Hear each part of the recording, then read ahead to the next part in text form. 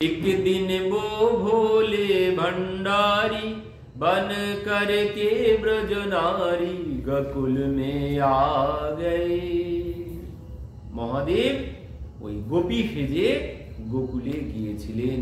মহাদেব বলছেন পার্বতী ভি মানা কে হারি না মানে ত্রিপুরারি। পার্বতী দেবী বোঝালেন দেখো তুমি যেও না, তুমি ওখানে রাসে প্রবেশ করতে পারবে না, তুমি যেও না, ওখানে দ্বিতীয় কোনো পুরুষ প্রবেশ করতে পারবে না একমাত্র ভগবান ছাড়া। কিন্তু মহাদেব শুনলেন না, তিনি গোপী সেজে এলেন। ভগবান বললেন আগে বাইরে যাও, বাইরে বার করে দিলেন। তো বললেন প্রভু আমি তো এই রাসের রস পেতে চাই। ভগবান বললেন যাও, এখন পাবে না, আমি যখন কলিতে অবতীর্ণ হব তখন তুমি এই রাসের রস পাবে। তো সেই মহাদেব এসে শান্তিপুরে বসেছেন এই রস পাওয়ার জন্য। তার সাথে মহাবিষ্ণু একত্রিত হয়েছেন।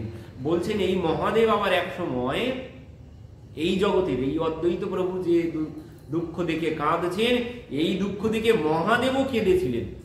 এই কলির জীবের অবস্থা দেখে মহাদেব কাঁদতে শুরু করেছেন, তিনি ওই তপস্যা করতে শুরু করেছিলেন।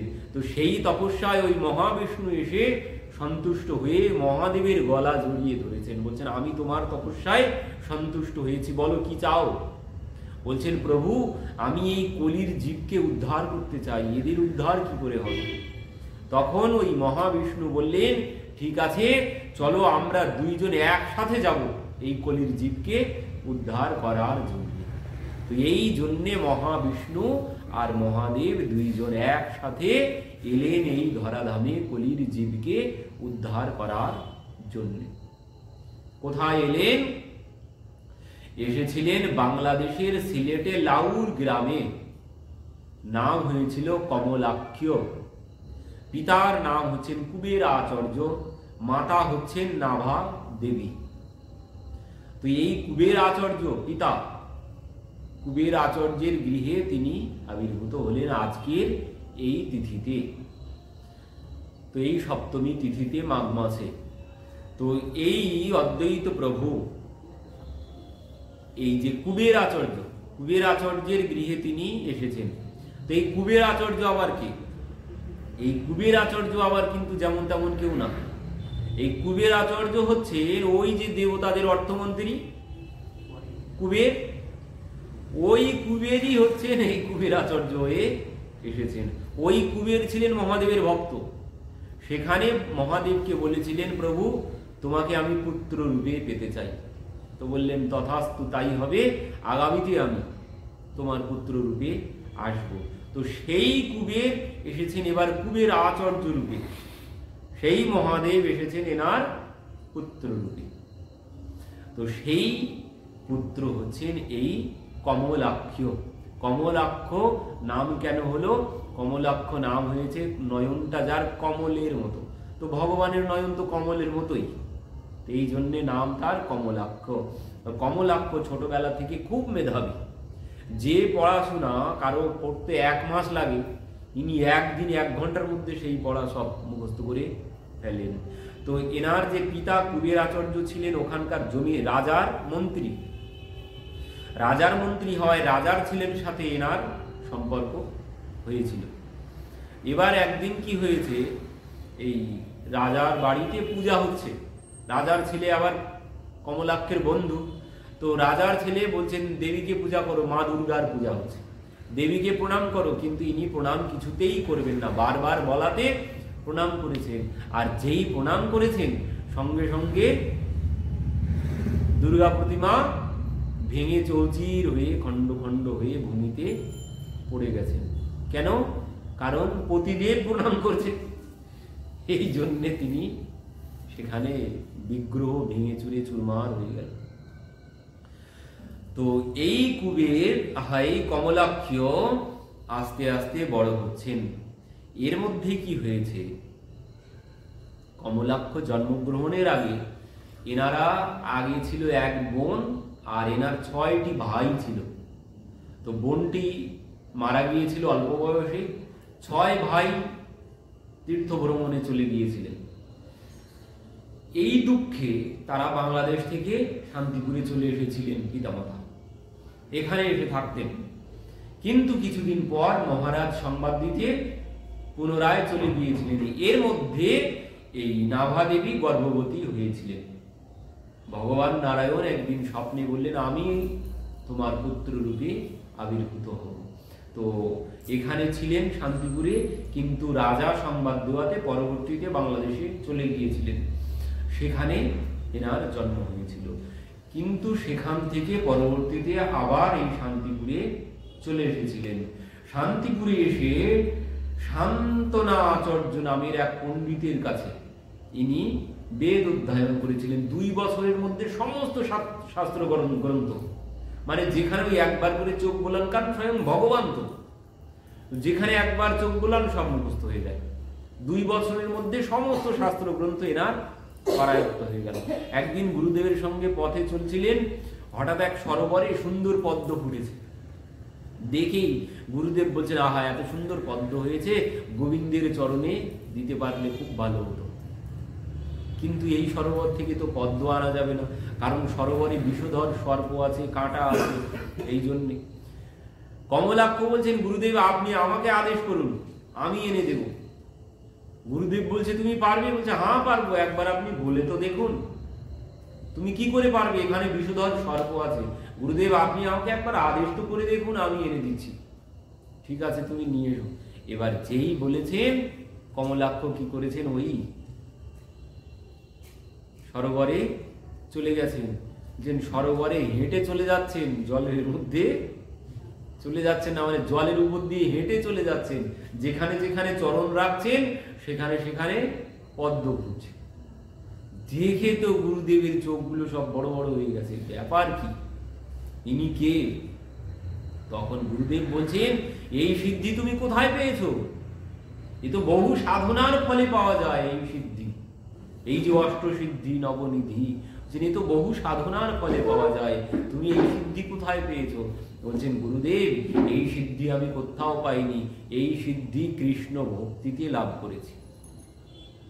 এই সিদ্ধি আমাকে সাধনা করে পেতে হয়নি, এই সিদ্ধি আমি কৃষ্ণ ভক্তিতে পেয়ে গেছি। কৃষ্ণ ভক্তিতে সমস্ত সিদ্ধি লাভ করা যা, এই কৃষ্ণ ভক্তির মহিমা তিনি প্রচার করতে শুরু করে দিলেন। তো এবার ওখান থেকে শান্তিপুরে এলেন। শান্তিপুরে আসতে পিতামাতার বিয়োগ হলো, তিনি বৃন্দাবনে চলে গেলেন। বৃন্দাবনে গিয়ে তিনি সেই মদন গোপালকে পেলেন রাধারানীর কৃপাতে। তো সেই মদন গোপালকে নিয়ে এলেন, নিয়ে শান্তিপুরে এসে তিনি টোল খুললেন। টোল খুলে পড়াশোনা করাতে শুরু করলেন ছাত্রদেরকে, আর ওই মদন গোপালের আরাধনা করতে শুরু করলেন। এ মতো অবস্থায় কি হয়েছে, একদিন এসেছিলেন সেই কে, মাধবেন্দ্র পুরীপাদ, মানে সেই পুরীধামে যাচ্ছিলেন মাধবেন্দ্র পুরীপাদ, চন্দন কর্পূর আনতে, মলয়জ চন্দন আনতে। তো সেই যাওয়ার পথে শান্তিপুরে অদ্বৈত প্রভু এনাকে গৃহে নিয়ে গিয়েছিলেন, নিয়ে এনার কাছ থেকে দীক্ষা গ্রহণ করলেন। এবার দীক্ষা গ্রহণের পর কি হয়েছে, দীক্ষা গ্রহণের পর এনার ওই পূর্বের স্মৃতির কথা সব জেগে উঠেছে। কি জন্যে তিনি এসেছেন এই ধরাধামে, তিনি এবার কাঁদতে শুরু করেছেন যে কি মতে সব জীবের হইলে তারণ, লোকের নিস্তার হেতু সীতানাথ করেন ক্রন্দন। এবার তিনি কাঁদতে শুরু করলেন, আর ওই মদন গোপালের কাছে নিবেদন করতে শুরু করলেন, হে প্রভু, এই সমস্ত জগৎবাসী এদের উদ্ধার কি করে হবে? এখানে তো ধর্মকর্ম কোনো কিছু নেই, সবাই তো বিষয়ে মত্ত। কলিঘোর তিমিরে গরাসল জগজন, ধর্ম কর্ম রহুদূর। এই কলিতে সবাইকে গ্রাস করে নিয়েছে, এখানে তো ধর্মকর্ম কোনো কিছু নেই। তো হে প্রভু, এই সমস্ত জীবের উদ্ধার কি করে হবে? তো এবার তিনি কি করলেন, ওই মদন গোপালের চরণে প্রত্যহ 1 লক্ষ করে তুলসী দল অর্পণ করতেন। হে মদন গোপাল তুমি নেমে এসো, হে মদন গোপাল তুমি নেমে এসো। 1 লক্ষ তুলসী দল, একটা না, মানে ডবল, মানে 2 লক্ষ তুলসী পত্র তিনি মদন গোপালের চরণে প্রত্যহ নিবেদন করতেন। আর শুধু তুলসী পত্র না, নিজের চোখের জল মিশিয়ে এই তুলসী পত্র তিনি মদন গোপালের চরণে নিবেদন করতেন। আর বলছেন যে হে মদন গোপাল তুমি নেমে এসো, হে মদন গোপাল তুমি নেমে এসো। আবার এই কি বলতে বলতে মাঝে মাঝে রেগে যেতেন, দেখো তুমি যদি না আসো আমি পুনরায় শঙ্খ চক্র গদা পদ্মধারী হয়ে পাপী তাপীকে সংহার করতে শুরু করে দেব। এইভাবে তিনি প্রভুকে ডাকতে শুরু করলেন। এদিকে ভগবান তো বলেই রেখেছেন, গঙ্গা জল তুলসী দল দেয় যেই জন, তার ঋণ শোধিতে কৃষ্ণ করেন চিন্তন। তুলসী দল গঙ্গা জল সম নাই কোন ধন, আত্মা বেচি কৃষ্ণ করেন ঋণের শোধন। যে গঙ্গা জল তুলসী দল আমাকে অর্পণ করে, আমি তার কাছে ঋণী হয়ে যাই, নিজেকে বিক্রি করে দিই তার কাছে, তার ঋণ শোধ করতে নিজে বিক্রি হয়ে যাই। তো ইনি প্রত্যহ অন্তত পক্ষে বলছেন 50 বৎসর মদন গোপালের চরণে তুলসী নিবেদন করেছেন। আর বলেছেন হে মদন গোপাল তুমি নেমে এসো, হে মদন গোপাল তুমি নেমে এসো।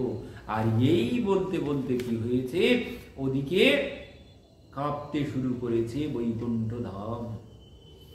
বৈকুণ্ঠ ধাম কাঁপতে শুরু করেছে, গোলক ধাম কাঁপতে শুরু করেছে। গোলক ধামে প্রিয়াজি প্রভুকে বলছেন আমাদের ধাম এইভাবে কাঁপছে কেন, যেন ভূমিকম্প হচ্ছে।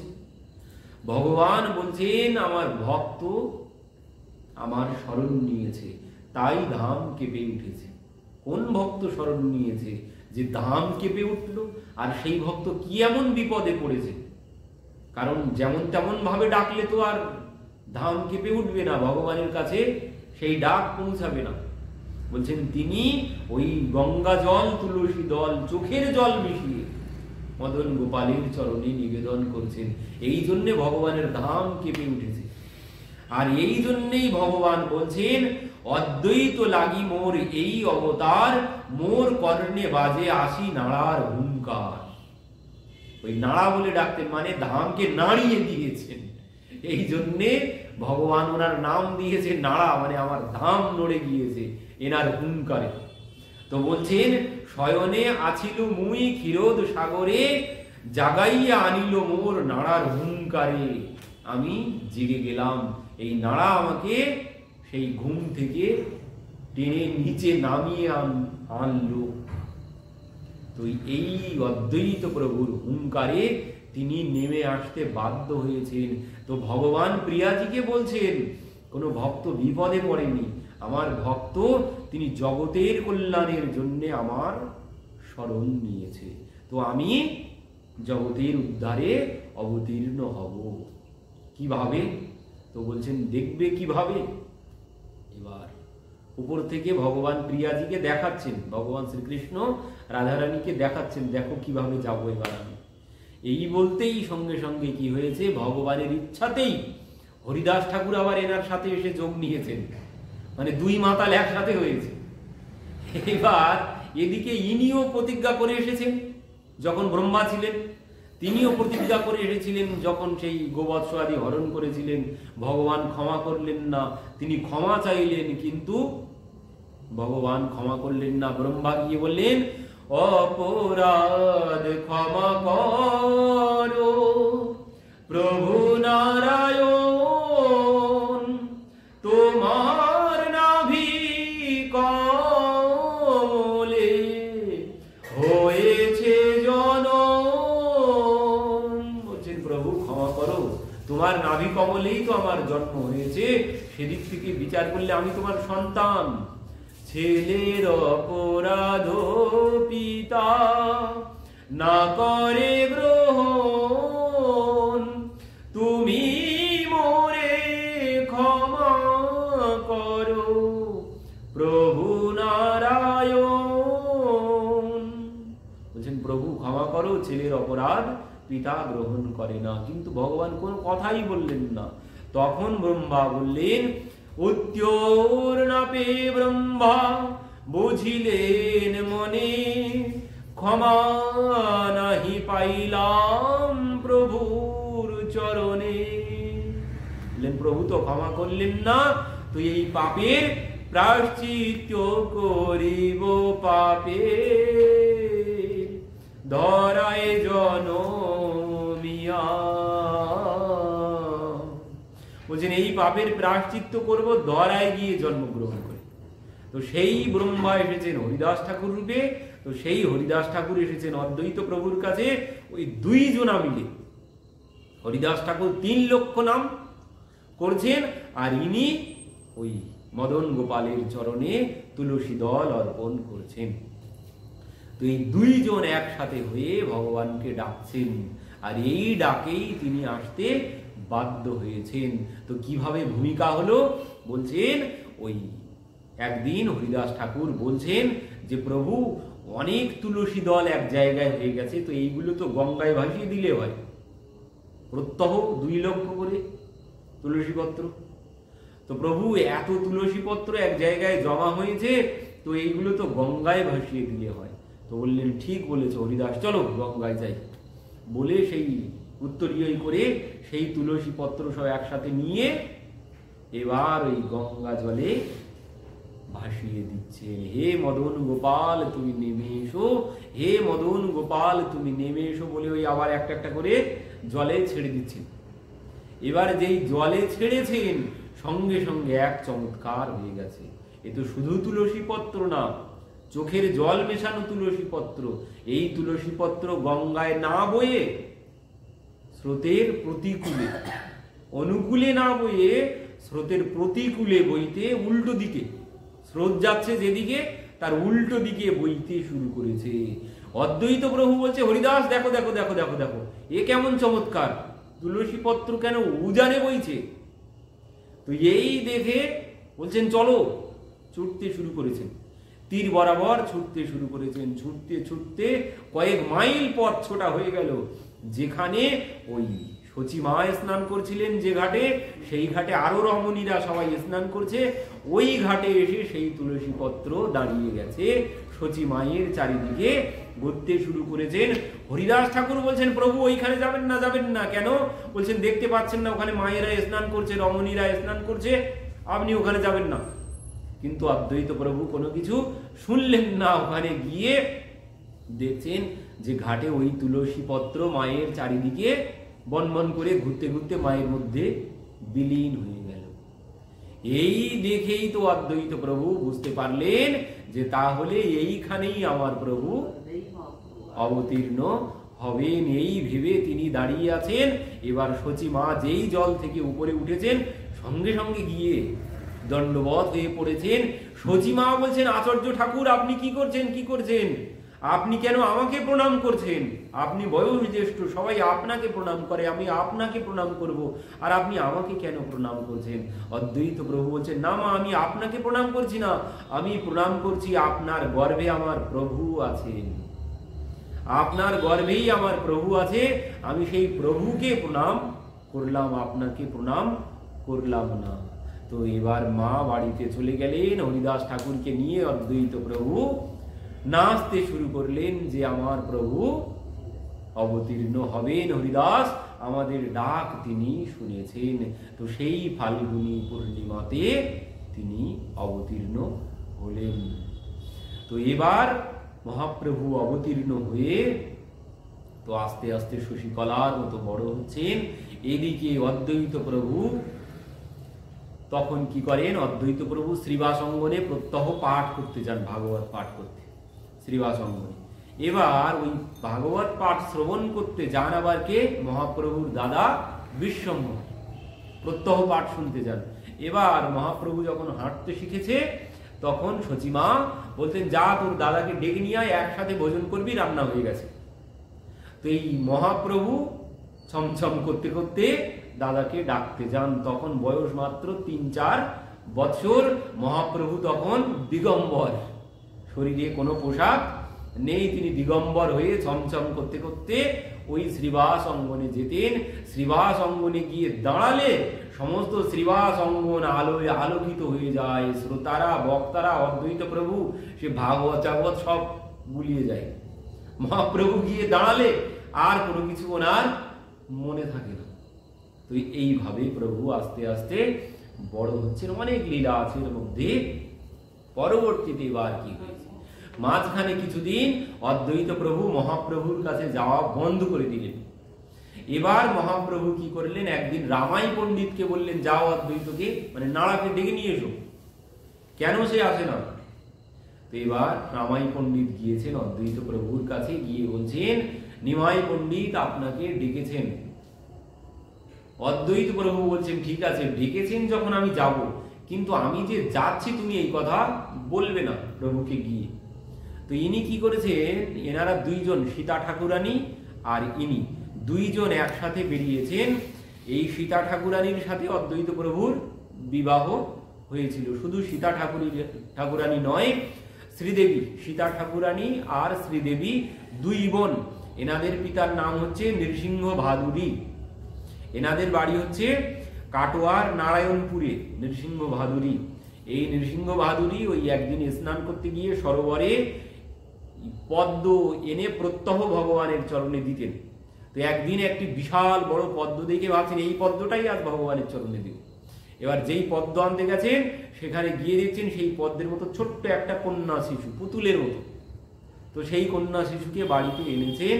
এনে আনা মাত্রই সেদিনই তার নিজের পত্নী গর্ভবতী ছিল, সেও একটি কন্যা প্রসব করেছে। এবার এই দুই কন্যা মানে ওই যে ফুলের মধ্যে পাওয়া কন্যাকে এনে এই কন্যার কাছে যেই রেখেছে, এই কন্যাও বড় হয়ে গেছে। প্রচার হয়ে গেল যে দুই কন্যা জন্ম হয়েছে। তো একজন হচ্ছে যে কন্যা ফুলের মধ্যে পাওয়া কন্যা, তিনি হচ্ছেন সীতা ঠাকুরানী, আর নিজের কন্যা হচ্ছেন ওই শ্রীদেবী। তো এনাকেও ভগবান, এই নৃসিংহ ভাদুরীকে ভগবানই বলে দিলেন স্বপ্নে যে আপনি আপনার কন্যাকে অদ্বৈত প্রভুর হাতে সমর্পণ করুন। তো তিনি দুই কন্যাকে এনার হাতে সমর্পণ করেছেন। তো এই অদ্বৈত প্রভু আর সীতা ঠাকুরানী দুইজন চলেছেন মহাপ্রভুর কাছে। যেতে যেতে আর যাননি মহাপ্রভুর কাছে, গিয়ে নন্দন আচার্যের বাড়িতে গিয়ে বসে আছেন। ভাবছেন মহাপ্রভু যদি ডাকে তাহলে যাব। এবার রামাই পণ্ডিতকে বলেছে যে তুমি গিয়ে বলবে না যে আমি এখানে আছি। রামাই পণ্ডিত গিয়ে যেই মহাপ্রভুর সম্মুখে দাঁড়িয়েছে, কি ব্যাপার, তুমি তাকে ওখানে কেন রেখে এলে? নন্দন আচার্যের গৃহে অদ্বৈতকে কেন নাড়াকে রেখে এলে? ওকে ডেকে নিয়ে এসো, ওখানে কি করছে? এনার কিছু গিয়ে বলতে হয়নি, যেই গিয়ে দাঁড়িয়েছে রামাই পণ্ডিত, সঙ্গে সঙ্গে মহাপ্রভু বলছে যাও নাড়াকে ডেকে নিয়ে এসো, ওখানে ও কি করছে? বলতেই রামাই পণ্ডিত দৌড়িয়ে গেছেন নন্দন আচার্যের গৃহে। বলছেন আপনারা যে এখানে দাঁড়িয়েছে আছেন বসে, মহাপ্রভু জানতে পেরেছেন আমি যেতেই বললেই তুমি এখানে কেন, আগে তাকে ডেকে নিয়ে এসো, তো শীঘ্রই চলুন। এই কথা শ্রবণ করে অদ্বৈত প্রভু সীতা ঠাকুরানী এসে একদম দণ্ডবত হয়ে অদ্বৈত প্রভু প্রণাম করেছেন। সীতা ঠাকুরানী পুষ্পাঞ্জলি দিয়েছেন। এবার অদ্বৈত প্রভুর চরণে মহাপ্রভু নিজের চরণ দিয়েছেন। তাও বিশ্বাস এনার হয়নি। ঘরের মধ্যে গিয়ে অদ্বৈত প্রভু উদ্দণ্ড নৃত্য শুরু করেছে। মহাপ্রভু ঘরের মধ্যে গেছেন, কি ব্যাপার, এইভাবে কেন উদ্দণ্ড নৃত্য করছো? তো বলছেন প্রভু আমার কিছু চাওয়া আছে। তো কি চাওয়া? বলছেন প্রভু যে রূপ তুমি অর্জুনকে দেখিয়েছিলে, মানে এখনো সম্পূর্ণরূপে বিশ্বাস হয়নি সেই প্রভু এসেছে কিনা, সেই ভগবান শ্রীকৃষ্ণ কিনা একটু যাচিয়ে দেখতে তো হয়।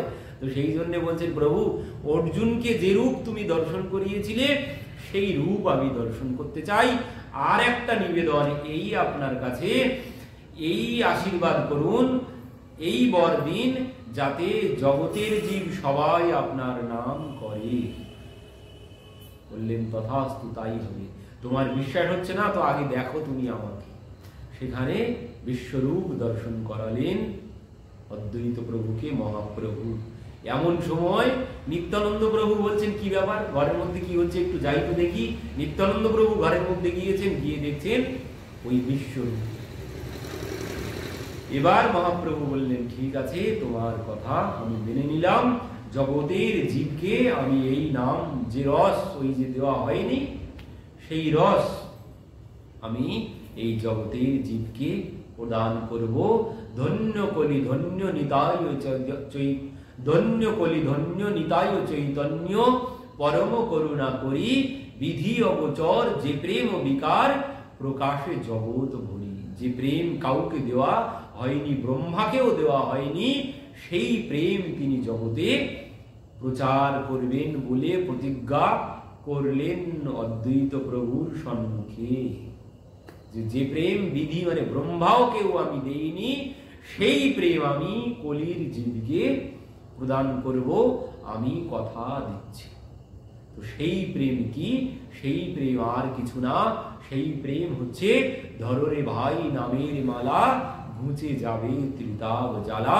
হরে কৃষ্ণ কৃষ্ণ কৃষ্ণ হরে হরে, হরে রাম রাম রাম হরে হরে। হরের নামৈব হরের নামৈব কেবলম কলৌ নাস্তিব্য গতির অন্যথা। এই নাম কলিযুগ কেবল নাম আধারা, সুমির সুমির নর উতরহি পারা। এই নামের দ্বারাই কলিজীব এই ভব সমুদ্র পার হয়ে যাবে। তো এই আইন পাস করালো কে? এই আইন পাস করালো অদ্বৈত প্রভুর জন্য। আমরা এত সুবিধা পেয়ে গেছি, কোনো কিছু করতে হচ্ছে না।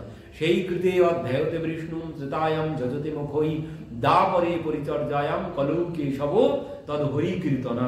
বললেন ওই যে ধ্যান করতে হচ্ছে না, যজ্ঞও করতে হচ্ছে না, পূজাও করতে হচ্ছে না। 3 যুগে যা যা করতে হয়েছে ওসব কোনো কিছু করতে হবে না, সহজে কলির জীব ভবসিন্ধু পার হয়ে যাবে। তো এই সুযোগ আমরা পেলাম কার জন্যে? এই অদ্বৈত প্রভুর জন্যে। তিনি যদি কৃপা না করতেন তাহলে এই কলিযুগ ধন্য হতো না। তার জন্যেই এই কলিযুগ ধন্য হয়েছে। তিনি তাকে নামিয়ে এনেছেন, তাই তিনি এসেছেন। আর এই জন্যেই আমরা এত সৌভাগ্য লাভ করেছি। কোনো কিছু করতে হবে না আমাদের, শুধুমাত্র বসে বসে ওই নাম করতে পারলেই আমরা এই ভবসমুদ্র পার হয়ে যাব। তো এই অদ্বৈত প্রভু পরবর্তীতে এবার মহাপ্রভু তো নিত্যানন্দ প্রভুকে দিয়ে নাম প্রচার করতে শুরু করলেন, অনেক বড় লীলা। তো সেখানে বললেন কৃত পাপী দুরাচার নিন্দুক পাষণ্ডিয়ার কেহ যেন বঞ্চিত না হয় নিত্যানন্দ। সেই অক্রোধ পরমানন্দ নিত্যানন্দ রায়, অভিমান শূন্য নিতাই নগরে বেড়ায়। যারে দেখে তারে বলে দন্তে তৃণধরি, আমারে কি নিয়ালহ বলো গৌর হরি। এই নাম প্রচার জগতে, এই নাম সবাইকে বলছেন এই নাম করো। যে কৃত পাপী দুরাচার নিন্দুক পাষণ্ডিয়ার কেউ যেন বাদ না যায়। তো আচণ্ডালে এই নাম তিনি প্রচার করেছেন। কেন? এই অদ্বৈত প্রভু বাধ্য করেছেন প্রচার করতে।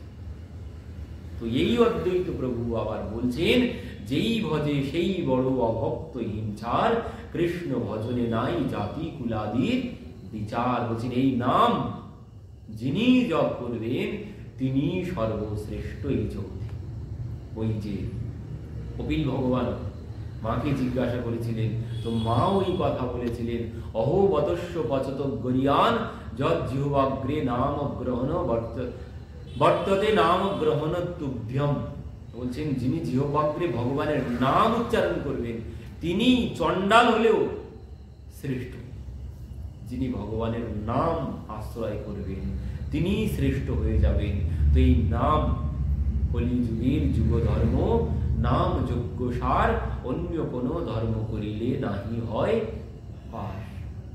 এই নাম পেয়েছি আমরা এই অদ্বৈত প্রভুর জন্য, মানে এত সহজ পথ আমরা পেয়ে গেছি। আর এই জন্যে কলিযুগ অন্য 3 যুগের থেকেও শ্রেষ্ঠ হয়ে গেল, কারণ সহজ হয়ে গেল। তারা কত পরিশ্রম করেছে ভগবানকে পাওয়ার জন্য, কিন্তু এই কলিযুগে কোনো পরিশ্রম করতে হবে না, শুধু বসে বসে নাম করলেই, তার নাম করলেই তিনি আমার কাছে নেমে আসবেন। নময়তি ইতি নাম, মানে তার নাম ধরে ডাকলেই তিনি আমার কাছে নেমে আসবেন। তো সেই নাম প্রচার হয়ে গেল জগতে।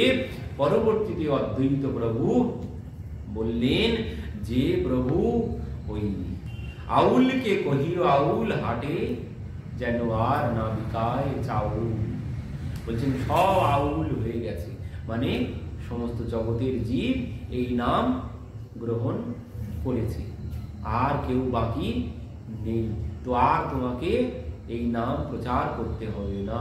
তো এই কথা যখন অদ্বৈত প্রভু মহাপ্রভুকে বললেন, চিরকুটে লিখে পাঠিয়ে দিলেন, তখন মহাপ্রভু লীলা সম্বরণ করলেন। মানে তিনি ডেকে এনেছেন, তিনি আবার যখন বললেন যে তোমার কাজ সম্পন্ন হয়ে গেছে, সব পাগল হয়ে গেছে এই নামে, তো আর দরকার নেই, এবার তুমি লীলা সম্বরণ করো। তো এই কথাতে মহাপ্রভু লীলা সম্বরণ করলেন। এবার মহাপ্রভু যখন লীলা সম্বরণ করলেন, অদ্বৈত প্রভু তখন ভাবলেন আমি কি করবো একা একা। তো অদ্বৈত প্রভুও বলছেন 125 বৎসর বয়স তখন অদ্বৈত প্রভুর। 125 বৎসর বয়সে তিনি সবাইকে এক জায়গায় করলেন, সমস্ত ভক্তবৃন্দ সবাইকে এক জায়গায় করে তিনি ওই মদন গোপালের মধ্যে সমাহিত হয়ে গেলেন। মহাপ্রভু যেমন জগন্নাথের মধ্যে চলে গেলেন, আর ইনিও তেমন সেই মদন গোপালের মধ্যে লীন হয়ে গেলেন। এই হচ্ছে অবতারের প্রমাণ। যিনি অবতার হবেন তিনি, তার কোনো শরীর থাকবে না। মহাপ্রভুরও যেমন শরীর নেই, অদ্বৈত প্রভুরও তেমন কোনো শরীর, মানে সৎকার আর কোনো কিছু করার মতো কোনো কিছু অবশিষ্ট ছিল না। তিনি ওই মদন গোপালের মধ্যেই সমাহিত হয়ে গিয়েছিলেন। তো